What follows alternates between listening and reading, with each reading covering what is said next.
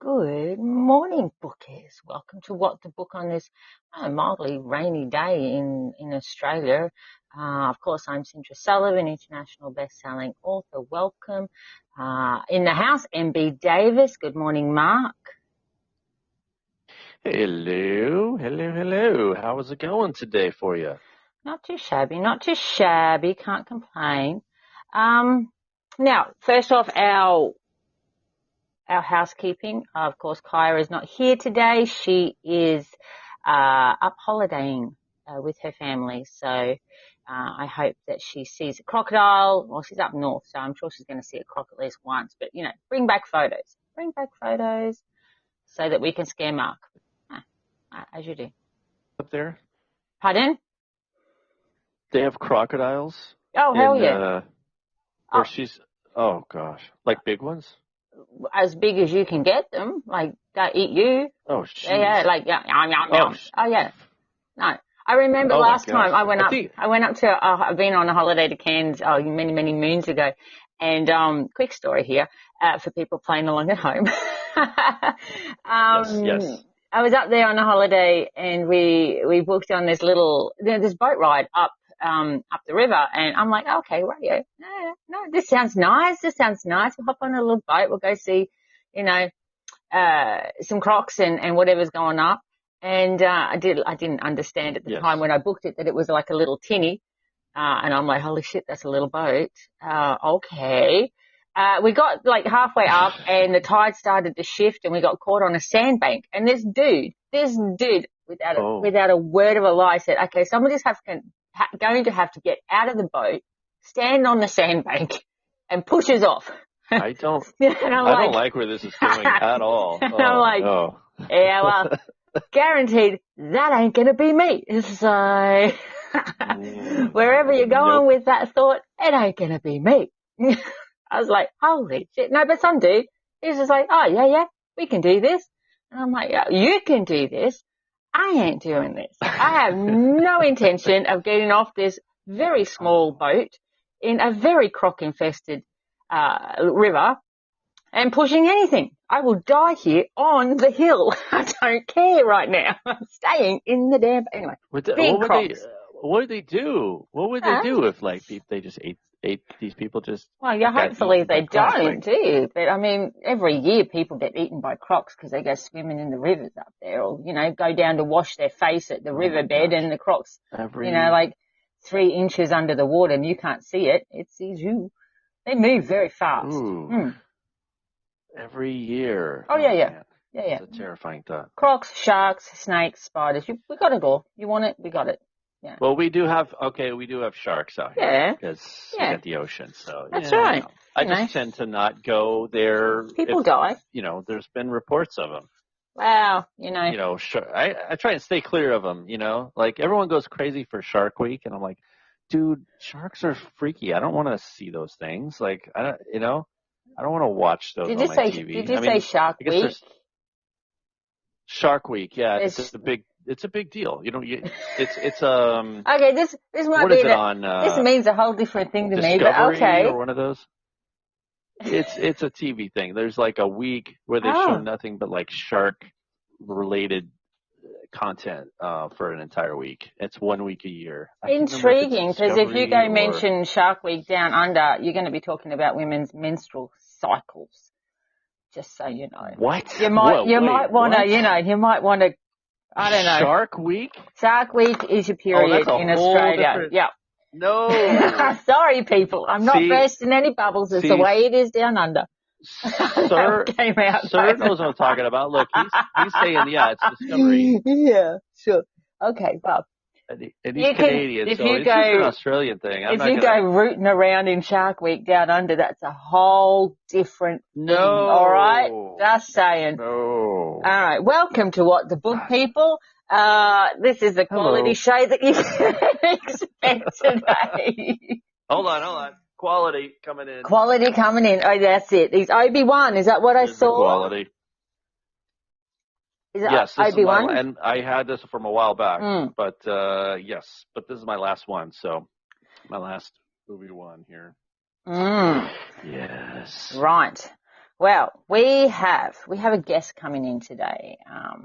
We seem to attract some incredibly talented people on What the Book, which I adore. Multi-talented. I know, and you're going to be right in your alley again, because musician is one of his strings to the bow. So you're going to be all up in his musical groove. Love it. This guy, I've admired him for a while, on the Twitterverse. And I don't know, there's just something about him that you sit in awe of. You know, when you find somebody that has so many strings to their bow that you sit there and go, how do you fit it all in? I'm really intrigued to know how they fit it all in, because that's something that I struggle with. Mark, do you struggle with but finding that time to fit it all in? It's all time is the thing. It's not that you can't do all the things. It's that you don't have time to do all of the things, right? Because you could practice and get better at anything, but man, we got so much time. That's it. So choose wisely, as they say. Well, that's it. And I guess accepting that you can't do it all in that particular day. You know what I mean? Like, there's so many hours, and theoretically we're supposed to sleep a certain portion of them. And if we don't get to everything we want to get to in that particular day, well, you know, God willing, there's going to be more days that we can get to other stuff as well. So I think being a little gentle on ourselves. I know I'm really bad for not being gentle with myself. I'm very harsh internally. So, speaking of that, I just a brief thing that I'll mention here, because last week and if you follow me on Twitter, you knew this before the show last week, but I've been doing for the month of April this whole Camp NaNoWriMo thing. And speaking of being kind, I'll tell you, I ran aground this week. Yeah. There's not a lot of writing going on, but I had a lot of fair to say. I had a lot of other family related things that needed to be dealt with. It was pretty critical. So, you gotta cut yourself some slack sometimes. Exactly. I've done the NaNoWriMo for a number of years, and I found, it's funny. I love pressure and I don't love pressure. Because if I don't, I like to be pushed. I like to be pushed hard to do what I need to achieve. But if something happens that I can't control and it puts off my groove and I can't make the deadlines that I want to make, the internal battle within myself is really a vicious cycle that I can get into. So I have to be really careful with those sorts of things. And so I tend to do it without doing it, if you know what I mean. I will play along with it, but I'm not putting my name on it, because that way if I don't make it, I'm not kicking my own ass as hard.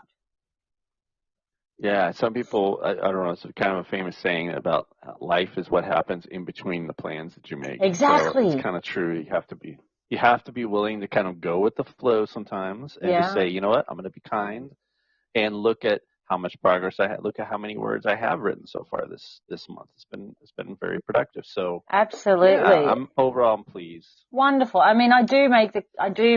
I'm really hoping this person that I'm inviting in is the guest. If not, we're in trouble, because. He's coming right now. I hope. I'm really. Fingers crossed. Okay, fingers crossed, because otherwise we're up the creek, there's crocodiles looming, and we have no paddle, Mark. Is this Scotti Mann? Can you hear me? Yes, I can hear you. Please be Scotti Mann. Then hear you. Then yes, it is. Oh, thank fuck for that. Oh, goodness. Excellent. Holy dooly. Whew. You give me a heart attack when people come in with names that I don't know. And I mean, I get a lot of callers that just pop in asking to come in, and I'm just like, no, I don't know you. No, I don't know you. And there's, I'm seeing your name going, oh, please be Scotti. Please be Scotti. My apologies. This is the first time using this particular app, so I wasn't aware that I had to enter a name or anything. So, Well, welcome to What the Book, Scotti Mann. We are so excited to have you here and dive into your brain. Thank you. Thank you so much. I'm very excited to be here. This is actually a real treat being invited for this. So you might not feel that way in an hour, but we'll get there. We'll get there. Hang on. Fair enough. Bring it on. Yeah. Oh, wow. Okay. Mark, do you stalk Scotti on Twitter?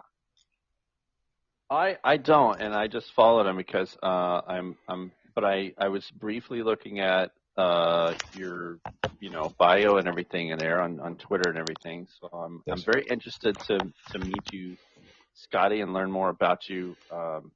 So I hear you're a multi-talented person, and that's exciting. I love that. But I'd say multi-interested.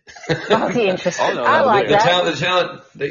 I won't say that from my point of view, because part of my problem throughout my life was that I think I was in kindergarten or first grade, and I drew a picture on the chalkboard, and someone said, "Oh, he thinks he's so great."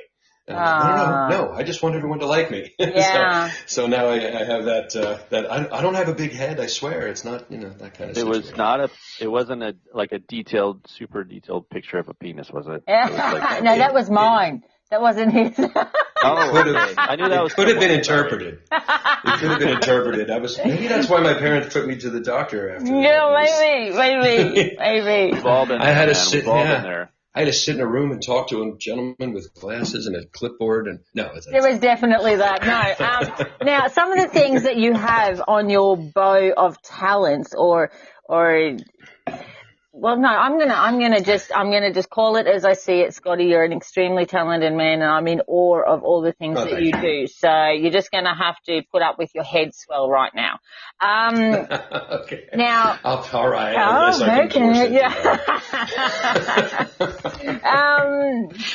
Now you're a writer and an illustrator, an author and an illustrator, which I want to get to in a minute because I have some serious questions about this. The wannabe author part, I'm leaving off the wannabe part because you are, so I'm not doing that one.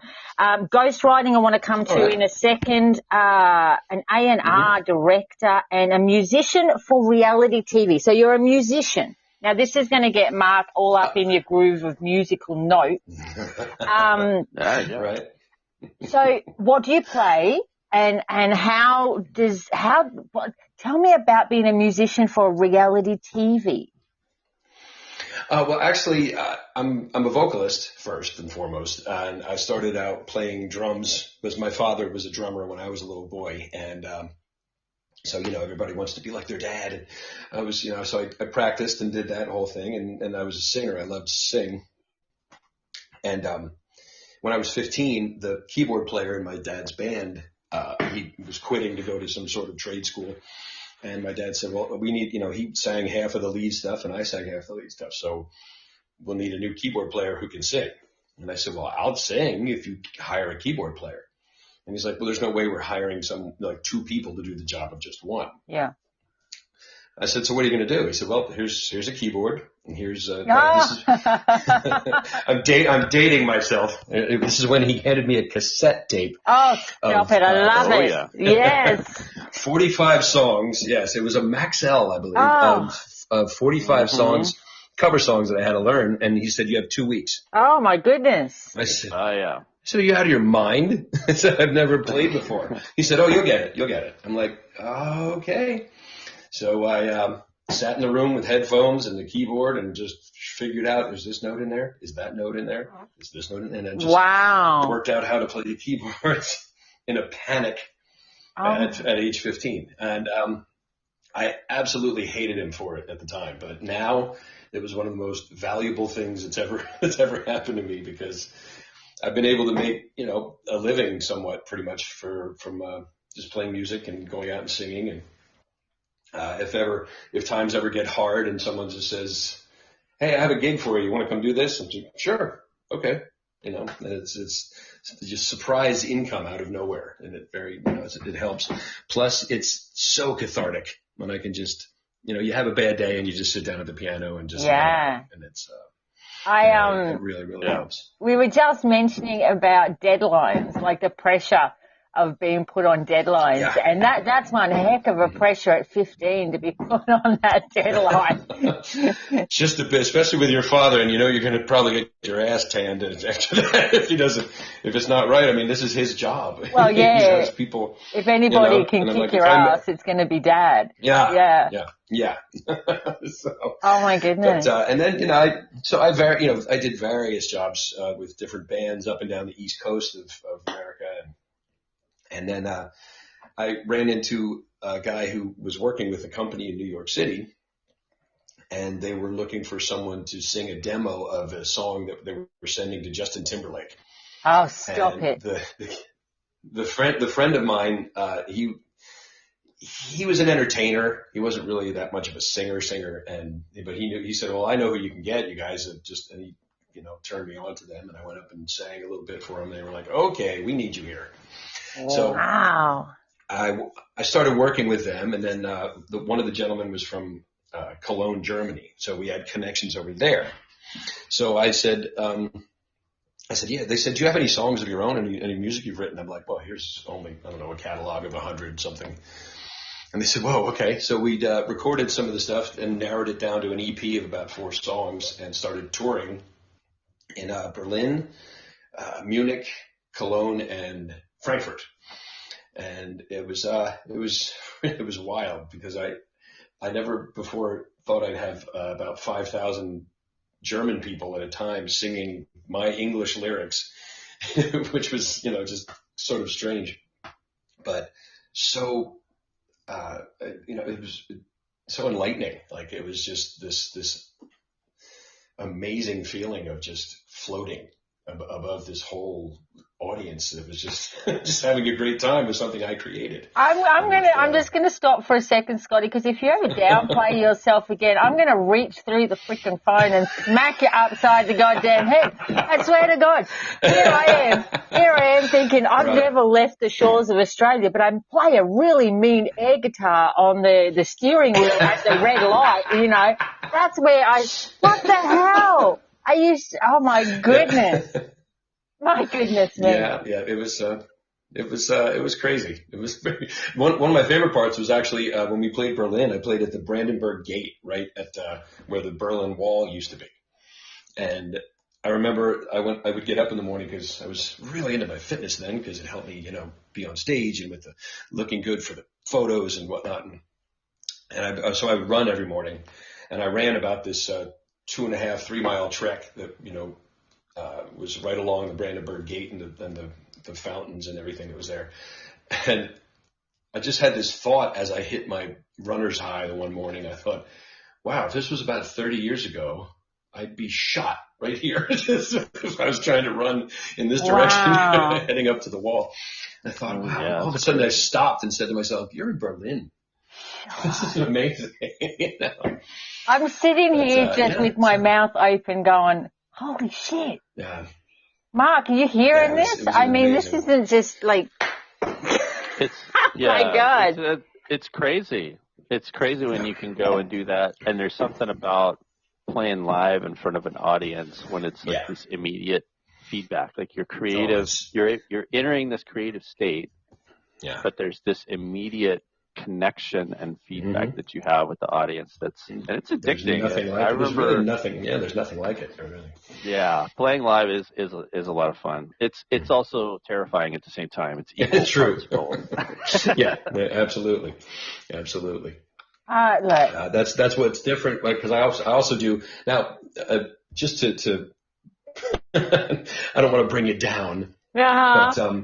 But I had Panasonic Germany offer me a recording contract after that, and they said, okay, you have 4 songs completed. We need about 12 to put on the CD, and we have a slot for you. We're ready to go. We have about 700,000. We're going to invest in you, and it's going to go boom, boom, boom, boom, boom. And I had come home, and I got out of the shower one morning, and I looked down and said, what is this lump? And it was a hernia. So I went to get the surgery, and the breathing tube that they put down your throats, because they knock you out completely, is it damaged my vocal cord. Oh, no way. So that deal fell through because I couldn't finish the recordings I needed to do. Oh, that sucks. That sucks. So I moved back home and, with I knocked on my parents' door again, just said, look, I just need to chill for a minute, which turned into many, many minutes.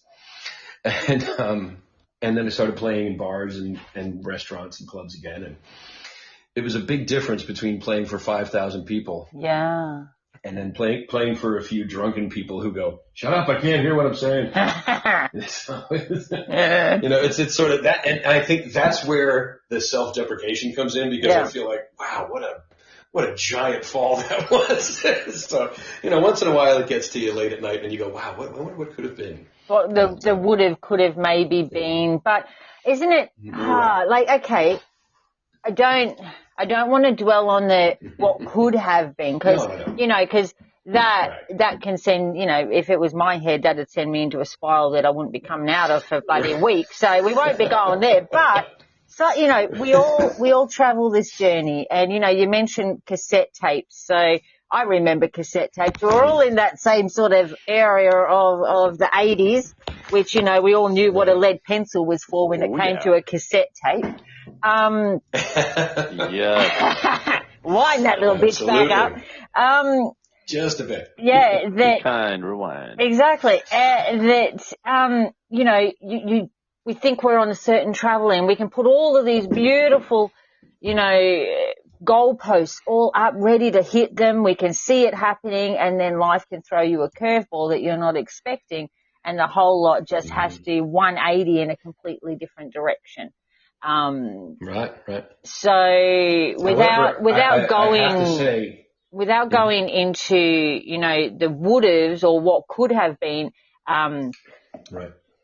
How did you navigate that sudden turn? Navigate, that's a good word, Sintra. That's a good word. Yes, navigate. Yeah. Yes, that was very good. Well done. Thank you. It was, because that's exactly what it was. Yeah. It was very, very, it was sort of, it was rough seas at that moment, to add to your metaphor. I basically, I had, the instant depression that, like, everyone would, of course. Well, not everyone. There's some people that are just psychopathically positive all the time. I don't like those people. Yes. No, we don't like them. No. Yeah, I was more of normal reaction of what the hell am I going to do now? Yeah. And once I found out from the doctor that I could rehab my voice, but they said it wasn't covered under my insurance, so it would be about $4,000 to $5,000. And I said, well, you know what? I'll do that myself then. Yeah. So I just started doing gigs because my range, I've had about a 5-octave vocal range, and it was down to 2 octaves, but I could still use that. Yeah. So, I did all the rock and roll gigs and, the old stuff. And so I just did that, and I'd stretch it when I could. And then if it started to hurt, I'd ease up and then just stretch a little more the next time and then ease up and then stretch. And eventually, just like, working out a muscle, it got back into shape. And I was able to start up again. But at that point, I was about 40, and I wasn't going to try to, be Mr. Young, Justin Timberlake type artist. And I had met the girl who was to become my wife, and we were moving along nicely. We had a son and a little dog named Max. It was a little Bichon Frise. And one day when I was a child, I was into comic books like crazy. And that's what I thought I was going to do up until age 15, when my dad ripped me out of that thought process and said, here, learn this. And so then I thought, let me just, I had a little pencil and a notepad that we, by the phone, and I sketched a picture of our son and our dog. And my wife said, wow, that's really good. I like that. I said, oh, thanks. And then the musician in me wrote a little rhyme, sort of a limerick kind of song about what they love to do together. Jack and Max love running. Jack and Max love this. Jack and Max love da-da-da-da-da-da-da-da. And it all rhymed. And my wife's an English teacher, and she said, if you draw a picture like this for every line of that, you have a children's book. Yeah. You could have, just a very early reader picture book. And I said, oh, okay. So I gave it a shot, and it was abysmal. It was just terrible, but but it helped me learn that I liked to do that. Well, because you have a series of The Adventures of Jack and Max. Yes, exactly. That's exactly what I have. And which I have up in front of me, which I just think that they are adorable. Absolutely adorable. Oh, thank you. Thank you. Yes, that's based on my son and our dog. And it's evolved over the years. I took a pause because I decided to get, as my drawing progressed and I got back into that, I said, let me try to draw a little more along the comic book adult, line, the darker sort of thing. And I liked it, and I thought, oh, okay, let's do this. Yeah. And that was right around the time when Marvel's Avengers came out in the movies, and I thought, oh, this is going to be, this is it. All right, this is my way back in. And of course, that was after about a bottle and a half of Macallan 12-year. As you do, yes. Then reality set in, and I thought, you know what, I still like doing it. I don't care. It was a pipe dream, sort of, but I enjoy it. And so I came up with this Avengers sort of team. And hello, Max. I wrote it. In the background. Yes. Actually, no, sadly, Max passed. Oh, okay. Max Sorry, passed Max. a few last year. That was Watson. That was our new dog, Watson. Nice. And, he's coming up in one of the future books I'm planning. Lovely. Because he is an absolute cat. Like, I could basically just take his life and transfer it to paper, and it would be it's hilarious. He's a rescue dog, and he looks. I called him Watson because my favorite character from anything is Sherlock Holmes. So I called him Watson Doyle. Nice. That's the name of our new dog. And he even has the little beard that sort of, hangs off the side, the mutton chop type beard. Oh, how cute. Oh, that's great. So it's like he looks like Watson. He's going to be Watson, and that's who he is.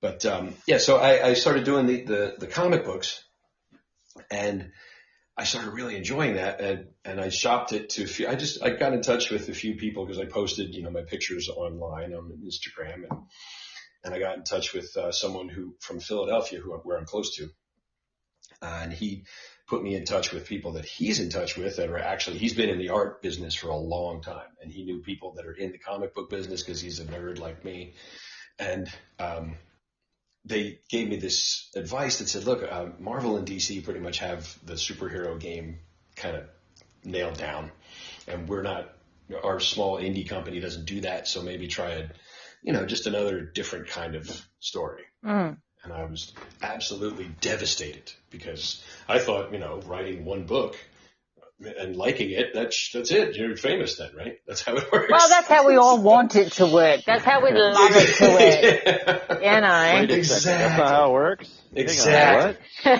So, and then I thought, you know what? All right. After I pulled myself out of that downward spiral, which took about a week, I thought, okay, well, there's a character in this story that has a backstory where she's from a parallel world, and it's a world of absolute horror that was created by a god of darkness from the Greek mythology. And why don't I do that?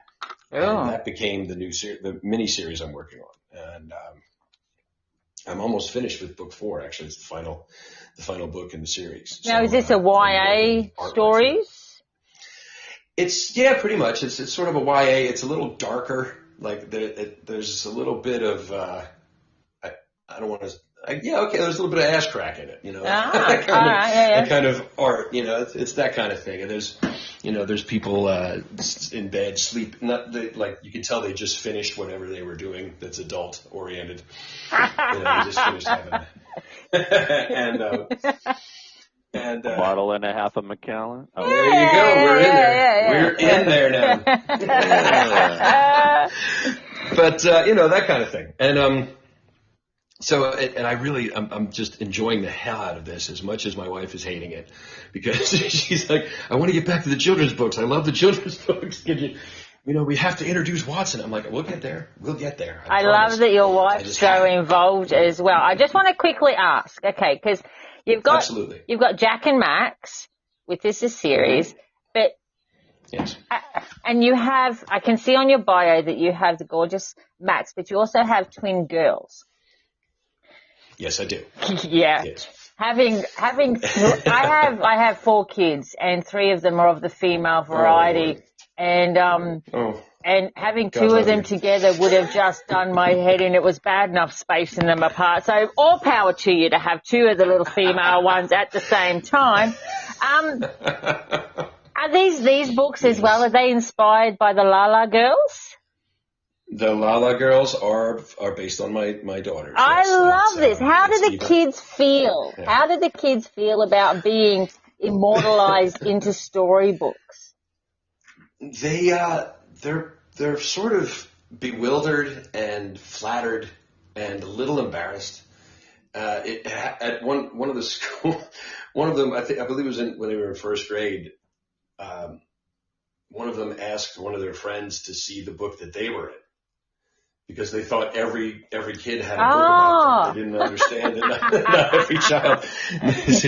She said, "Oh yeah, are you in a book too?" They're like, "No, what are you talking about?" Oh, how cute! So, yeah, it was kind of interesting, but I had to have a laugh about that. It was very, very adorable. I'm like, honey, no, not everyone has those.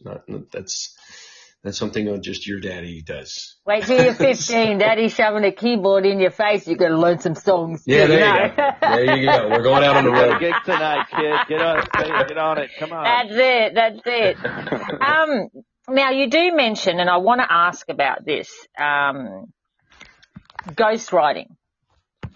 Yes. We do get a lot of talk about ghostwriting, both in the Twitterverse. There's, it polarizes a lot of people as to whether, it should be there or shouldn't be, whatever else. And, don't give away anything that you don't need, you don't want to give away, of course. But how does that go? I have no idea how ghostwriting works, because I'm flat out writing my own shit. Yeah. It's I'm sorry, I have to giggle about it, because it's a very, very what's a nondescript word? What's a non-committing word? Interesting. It's a very interesting process. It's I was looking for just any work I could get. I was looking for copywriting, anything I could try to get. And the one company that called me, that got back to me, was it's hgwhotghostwriter.com. Right. And the woman that contacted me was wonderful. She was very intelligent, very on point. It's helpful with everything. And apparently they have innumerable clients that just want books written. Now, and most of them are of the nonfiction variety. They're sort of, the 10 steps to make you feel better about this. And, mine, the first one I did, she said, we have a rewrite because the author quit in the middle of it. The ghostwriter quit in the middle, and the author wants someone to finish this book. And it's 30,000 words on, what was it called? Highly sensitive people, and how to cope with women over 40 being highly sensitive people. Hey. I know about that. Whoa, hang on a minute. As a highly sensitive woman over 40, what the hell? Right. There's no journal to this. You just jump on that roller coaster road. You hold on tight, big boy, and let's go. That's it. That's pretty much what it was. I wrote 3 sentences, and basically what you said, I paraphrase what you just said. No, I coincidentally, I had just been about a year into my own therapy. So I was like, I'm really getting this. I feel this, I'm exactly a highly sensitive person. I happen to not be a woman over 40, but I'm married to one. All right, so, there you go. I think I might be able to pull this off. And then when I read the first few chapters that the other ghostwriter had written, and it was so politically charged, one-sidedly politically charged. I was like, I thought, oh my goodness, how can you want to put this out? This isn't helping anyone. It's basically putting across a propaganda. So I could see why they weren't working on it anymore. And so I redid it and rewrote the book, and they were exceedingly happy. So I had a few more, one was about lawn care, and then just silly things like that. And then they said they had this problem. There's a separate book about lawn care, or was this part of the same book? No. Well, there was.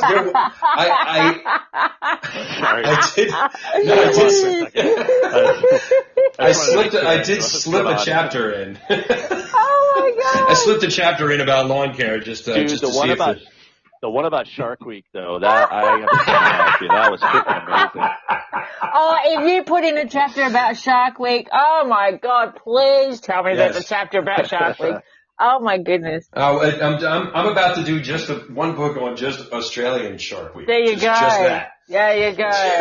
Happy to help out with any insider information on that one. Yes. All right. Oh my goodness. All right. You can write the foreword called Feeding Frenzy. You can just call it that. Oh my God. Oh. This is not for children, people. This is not for children. Now. No, it's not. Okay. Now, all right, a minute. I gotta worry for a second because,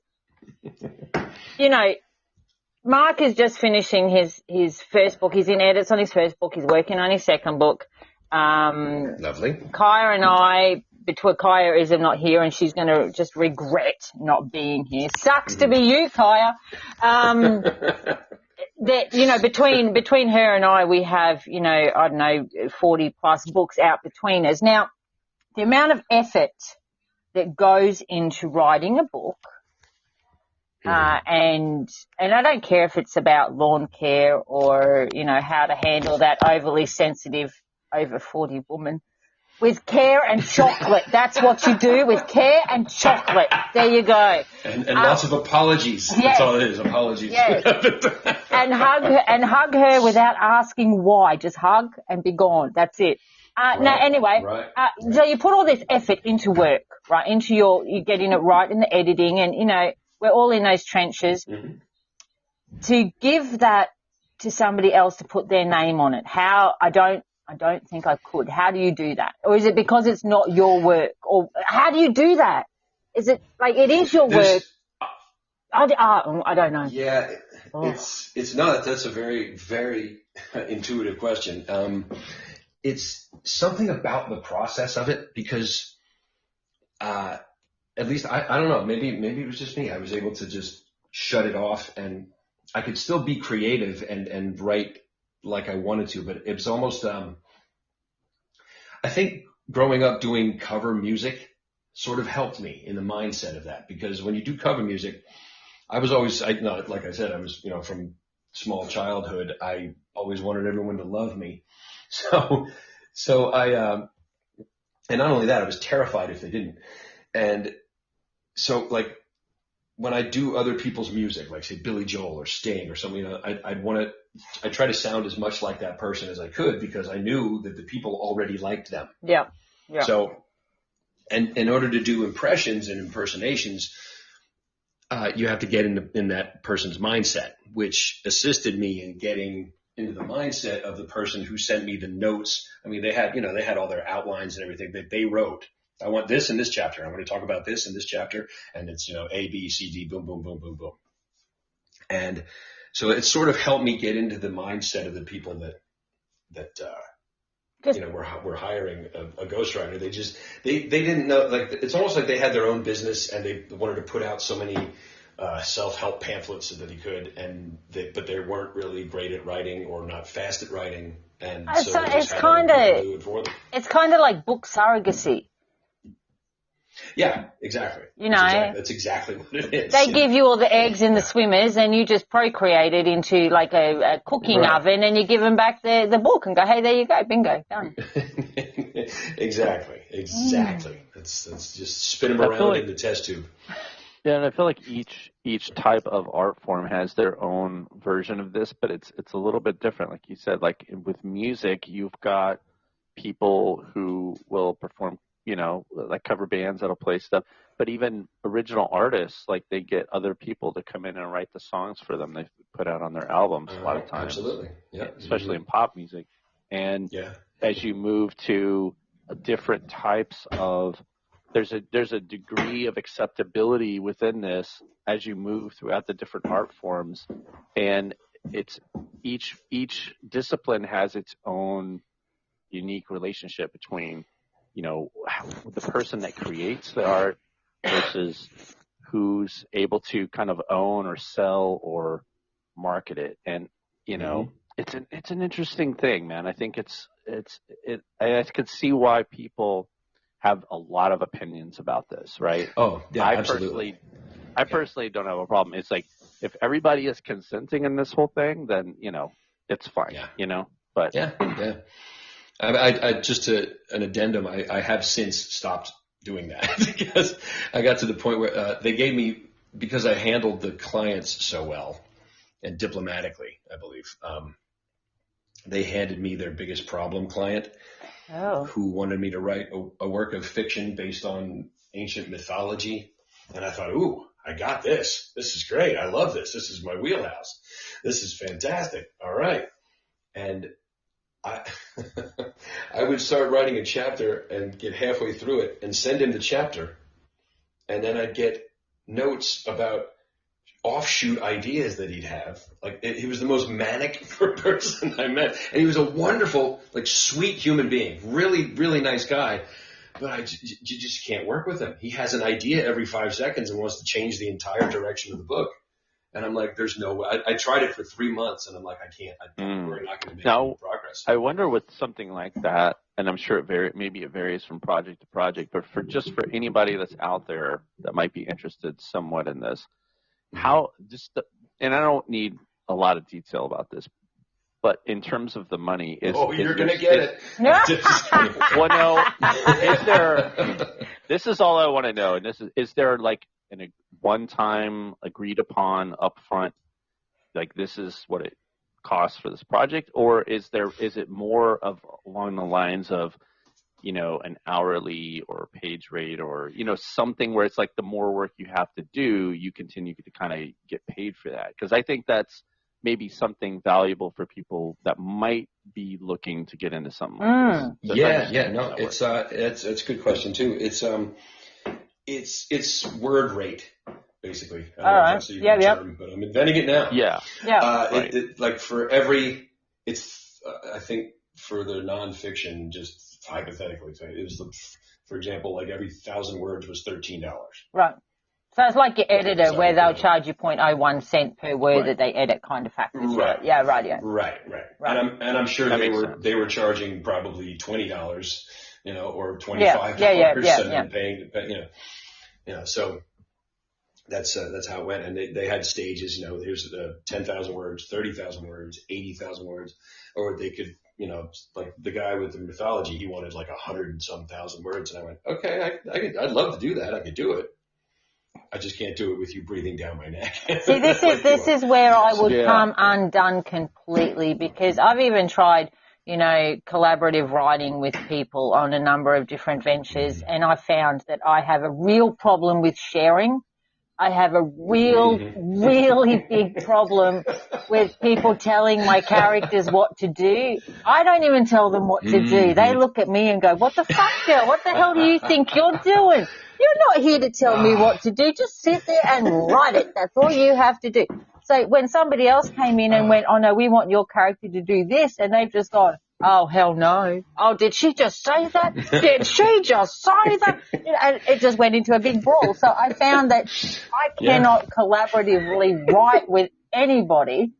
So something like a ghostwriter where somebody else is telling me no. It's just going to be a no. Yeah. No. I do not recommend it for everyone, especially someone as clearly artistic as you are, because what you just described. I know, it's insane. Absolutely the Jackson Pollock of exactly. It is. I will take my earrings out and my heels off and come down there and whip your ass, baby. I swear to God, if you could meet Carr. Now, Carr is my Reaper character. If you could meet Carr, that's exactly what he does. Don't you make me put my scarf down. I swear to God, I will take you down. I will take it. And, this is what I have to deal with. They're people, and they have personalities that are separate of my own. And if somebody else came on and tried to tell them what to do, oh no, it doesn't work. It really does not work. Oh, And then I'm caught in the middle, and yeah. It's not good. I just had that visual of you sitting in the middle between your characters and the co-author, just being with a hand on each chest. What do you guys want me to do? Stop it! Yeah, I'm sorry. It's not my fault. I can't do it anymore. Yeah, no, this is me. I pictured the same thing. I could probably draw that right now. And you know what? You're both exactly right. That is what it is like. And I mean, if you take away a co-author, that's me dealing with my characters where we have death stares, where they go, I want to go here. And I'm just looking at them like, you want to do what now? And they're like, you heard me, bitch. And I'm like, I heard you, but we're not doing it. They're like, oh yeah, we are. And so this is the conversations that go on. So I don't think ghostwriting is something that I am built for. Mark, are you built for ghostwriting? Do you think you could do that? I don't know. I want to say no. I want to say no because I don't feel here's the problem. I have so many ideas of my own that I want to write. I just feel like I don't even have time for that. Yeah. Like I don't have the time. We talked about time at the beginning of this episode and how precious it is I'm sure, Scotti, you've dealt with that before, like with all of the things you get involved with, like how do you prioritize all the things you do? You get all these creative ideas, but man, that's one of the reasons I kind of walked away from music for the most part because I was just like, dude, I don't have enough time. I can't do that. Yeah. And then write all these stories that I want to write. There's just not enough time. I'm not getting any younger. Sorry, so I've got to make a choice here, people. I look at my kids the same way and go, look, I just don't have enough. Oh, hang on, you are the priority. Wait up, I'm coming. Books a second. Yes. Tio made a comment in there. Tio made a comment that bless anybody who does do ghostwriting. Absolutely. If that's something that you can do, more power to you. It's a valid occupation. It's a valid way of writing. So, everybody, you do you, boo. I'm not down on it at all. I just know that is not something that I could do. I'm not that talented. Yeah, it was possessive. It was sort of a valid. Well, I actually don't think talent really enters into it. It's mindset. It's. I'm glad I did it and I had the experience because now I know I don't want to do that ever again. I mean, I was able because it was one of the first things I had done as far as professional writing, and everything I'd done up to then was just my own things that I put out myself, and I started my own LLC, and I didn't want to do a self-publishing company, so I just did it myself. And but this is the first time I went to someone else and said, "Will you pay me to write this stuff?" And they said yes, and then I went, okay, I can do this. All right, I got it. And then I did it, and I did it a few more times. And then I said, this isn't for me. It was, it's one of those experiences where, it's like you could either look at it as I wasted my time or I used that time to learn something. You learn. We all learn, and I think it's a much better way of looking at things like that. Absolutely. Exactly. Yeah. Any time spent writing, you're learning something. You're learning. Precisely. Even if you get 30,000 words into, I saw something on Twitter. We've got to get to a game in a minute, but I did see something on Twitter just earlier today that said, they had written their book and then they saw somebody else had done it, or saw something on a TV show or something that was too close to what they were writing, and they were devastated as a writer that what they had done was a waste of time. I'm going to have to bring this up in a podcast one time when I have more time to talk about it. But there is no such thing as an original idea, only an original take or an original interpretation of that idea, because you yourself are an original. So everybody can, and it's one of those things like when I put up my cover challenges, or you do the VSS, or you do any of those sorts of challenges where the word's not original, the picture's not original, nothing is original, but how you interpret it, how it inspires you, how you twist it in your head is original, and that's how you make it work. So never throw anything away. If that is, I'm talking to you, whoever this person on Twitter is, don't throw your shit away. Just twist it, tweak it, make it yours.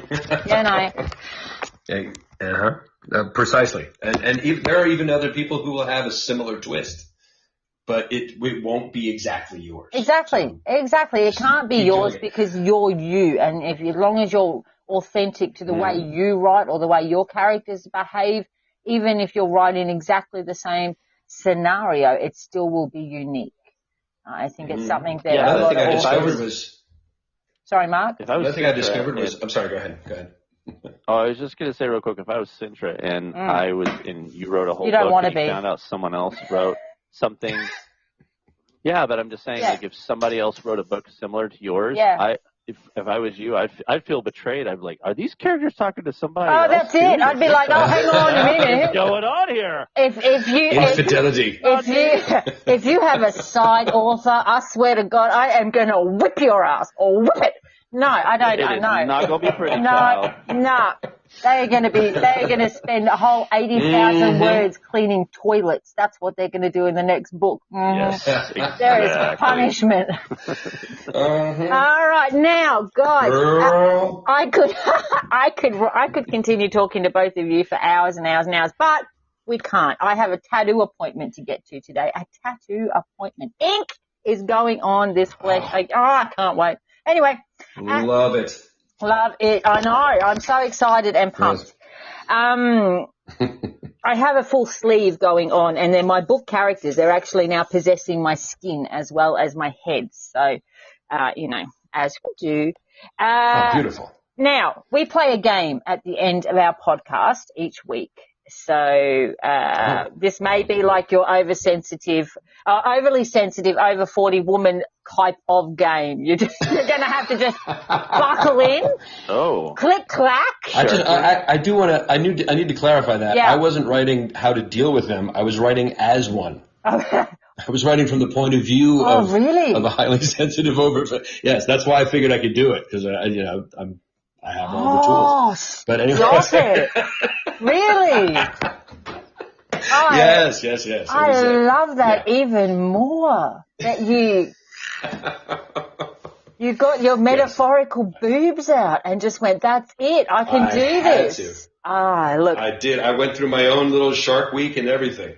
Look, whenever I get on the forklift at work, I get out my metaphorical penis. So I understand.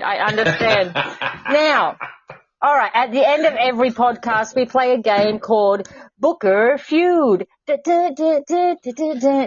my music. It's all I've got. Right, see? That's what I need. I like that. Now, it's like Family Feud, of course. Oh, can you do that? Because we've been asking Mark, but he's just not playing along.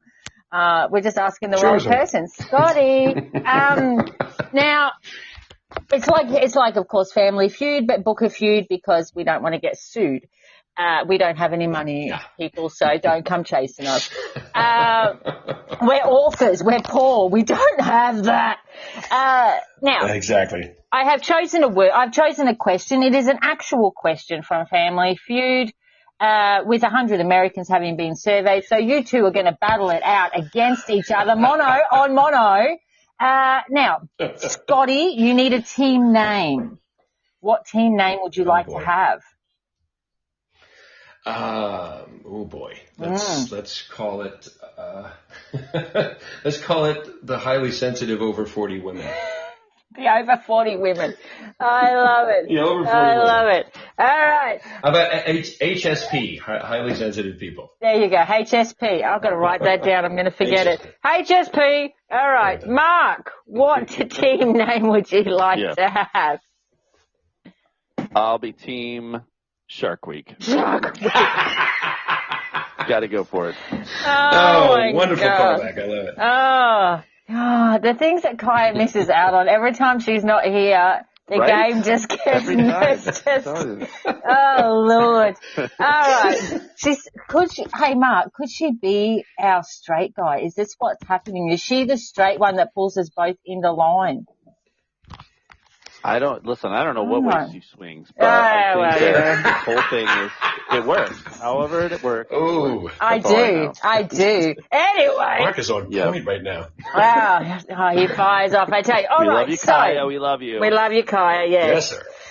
Now, Okay, so I'm going to ask a question. First person in with their team name gets to go first. Then we'll alternate till we find an answer. All right, let's go. Name something around the house you might keep spare batteries for. Shark Week. Oh, he's in first. Shark Week. Okay. Yeah. It's going to go bad, Scotty. I'm sorry. Oh, yes, it is. It is.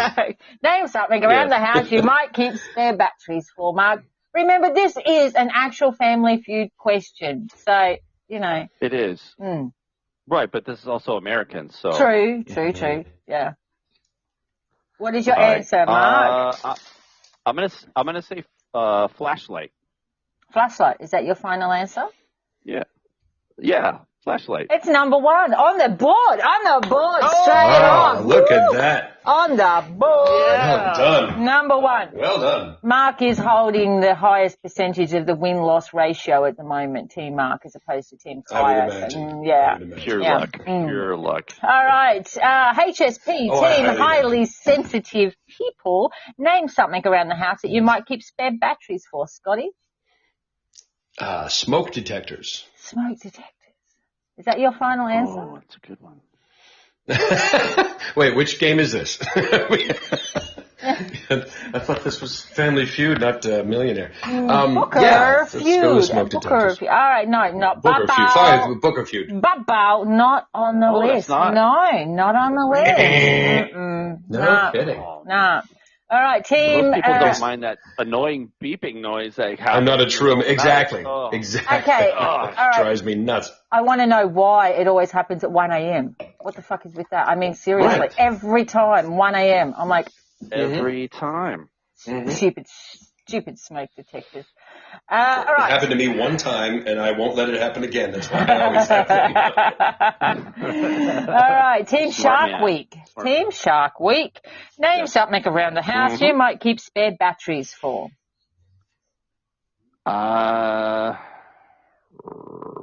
I'll say the remote control for the television. Remote That's control. number 2. I bet that's number 2. Is that your final answer? Final answer. It's on the list. It's number 2. Yes, it is. God, the Americans are very predictable here. Flashlight and remote control. I do not normally do this good. No. I know. And thank you, sir, for putting that up in the main text area too. Always throwing in answers down the bottom. Both Tio and there you go. Tio and Sarah both on par with these ones. Name something, Team HSP, highly sensitive people. Name something around the house you might keep spare batteries for. So far we have flashlight and remote control. Oh, Lord, I don't know. How about children's toys? Children's toys. Is that your final answer? Sure, why not? It's on the list, Scotty. It's on the list. Ding, ding, Good ding. one, Scotty. It is number 4. Number 4 on the I'm list. like a validated homeowner now. I feel like I'm validated as a homeowner. Validated. There you go. There you go. Yes. Well, as being a successful author of children's books, toys around the house should be just everywhere anyway. Exactly. If they're anything like mine. All right, team, what am I back to? Shark Week. Shark Week. It always comes around every few weeks. Name something around the house you might keep spare batteries for, Mark. I can't help this. I'm sorry, people. I apologize. I don't really. It's an empty apology. Yes, Mark? I'm trying to come up with another. This is not a great answer, but I'm going to go with it anyway. All right. Your garage door opener. Oh. Ooh. Oh. Is that your final answer? Yes. Ba-bow. Not on the list, Mark. Not on the list. No, ba-bow. All right, Scotty, you now have a chance to even up, to become a tiebreaker situation with your next answer. I know, no pressure, no pressure, no. Learn 30 songs in 2 weeks. No, name something around the house you might keep spare batteries for. So far we have flashlight, we have remote control, and we have toys. Oh my Lord. I'm drawing a blank. There are some answers falling up in the main thing. I cannot tell you, of course, whether either of the boys down there have them right or not. I did casually glance at Tio's and did miss out on the L of that word and had to take a second glance. Well, you know what? Let's go with let's go with vibrator. Why not? Vibrator. I'm gonna go with the Shark Week answer. Shark Week. And have the vibrator. Is that your final answer, Scotty?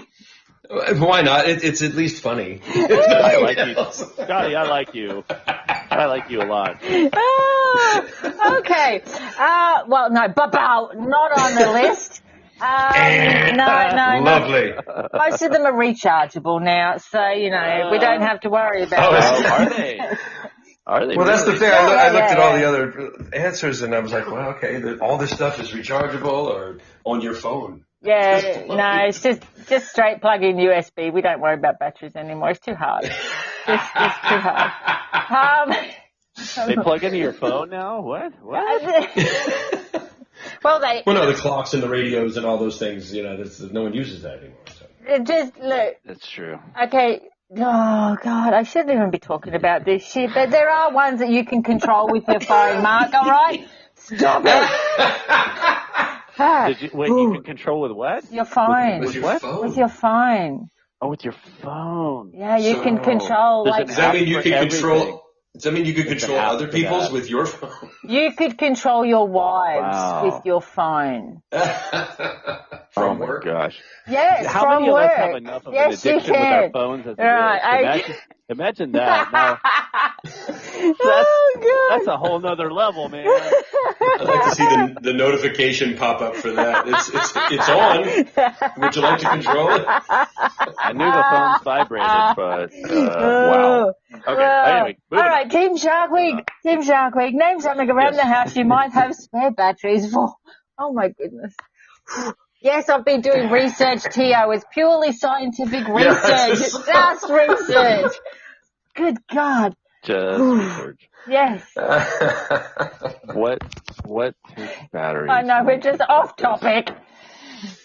Oh my Flashlight, God. remote control, toys. They're the three that we have. So there's two more answers. There is two more answers, absolutely. Oh my, why? I should be able to think of one of those. Theoretically speaking, yes. Theoretically, I should be able to. Why am I drawing a blank? Okay, I'm looking through the chat. Right, then I'm going to take a walk around my house. Okay, clock is not a bad answer. I kind of like that because I have to change the batteries in my clock. We'll go with the clock. Is that your final answer? Yes. Ding, ding, ding, on the list. It is number 5. Thank you. Tio brought the win for you there and the win of the game. Oh, my God. 3-1 at the moment. God. Now, so you've won the game. Congratulations. Well done. Scotty. Fabulous. Scotty, you need to redeem yourself with the last answer. You have a chance to redeem yourself here. Now, I've never redeemed myself in my life. I'm going to give you a clue, though, honey. I'm going to give you a clue. Name something around the house you might keep spare batteries for. Now, this particular item, you mentioned at the start of the podcast that you dated yourself with cassette tapes. Well, we all date in that same era. There's a particular item that's more predominant, I guess, definitely in that era of cassette tapes, that every teenager in the 80s begged their parents to keep a large supply of because, it wasn't vibrators, I know, but I think I've given enough clues, Scotty. You virtually drew a picture, yes. It's I mean, I'm picturing holding it up over, on my shoulder right now, next to my ears. What is your answer, Scotty? Name something around the house you might keep spare batteries for. We're going to go with the boombox radio. Yes, ding, ding, ding, you've gone a winner. Yay. Well done. Woo. Yes, absolutely. Number 3 on the list, that one. You didn't win the game, but well done. That's all right. I got a kiss from Richard Dawson. That's all I need. I'm good. Stop it. Did you? No. Oh. Interestingly enough, though, he did ghostwrite a book for Richard Dawson. Was it about Shark Week? Coming out soon. Yes. It was about Shark Week. Yeah, that's right. Shark Week and how I live with my metaphorical vagina. Yes, no, it works fine. Richard Dawson. It's called Hogan and Pinky Rings. Oh my God, this podcast could go on for hours. I am adoring both of you together. This is wonderful. Thank you so much, Scotti Mann, for being here. Oh, thank you. This was a wonderful experience, and I am so happy right now. This is we've released all your endorphins, haven't we? I know. Absolutely. Yes, definitely. I want to say I admire you so very much as well. So I appreciate you having me on here. Isn't she great? Oh, yeah. I saw a question on Twitter a few weeks ago, and I didn't want to embarrass you, but it was, do you have any Twitter crushes? And I almost typed your name. I typed your name twice. Stop it. I deleted it. I don't want to embarrass you. Stop it. Oh, yeah. I did. You're absolutely fabulous. I would totally love to be your Twitter crush. Oh, that's so cute. All right, then. Oh, I love it. Oh, you just made my day, Scotty. You just made my day. All right. All right, I'm going to breathe that one out all afternoon, I tell you that. All right, Mark, thank you for being here. You're not his Twitter crush, yes. I am. Neener. That's okay. You had a bromance Although we have another month. Oh, there you go. Yeah, I did have You had the bromance last week. I get the romance this week. There you go. All right. Thank you, Mark, for being here. It's always an honor to have you as my co-host. Kaya will be back next week, always. Of course. Look, Scotti Mann, you are a man amongst men. I am inspired and in awe of you, both as a man and your talent that you possess. Oh, man. Thank you. Yeah. I'm also an over 40 highly sensitive woman as well. So.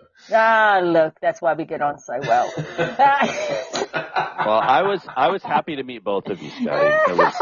Thank you. It's been a lot of fun. It's Scotty and Scotti. Yeah, no, we got it. And we. Hey, girl. No, it was our pleasure, Mark. It was our pleasure. Awesome. Oh, this is going to be one of the best episodes I think we've ever had. I love it. All right, guys, my book of beauties. We will see you all again next week. Same Booker channel, same Booker time, different Booker guest.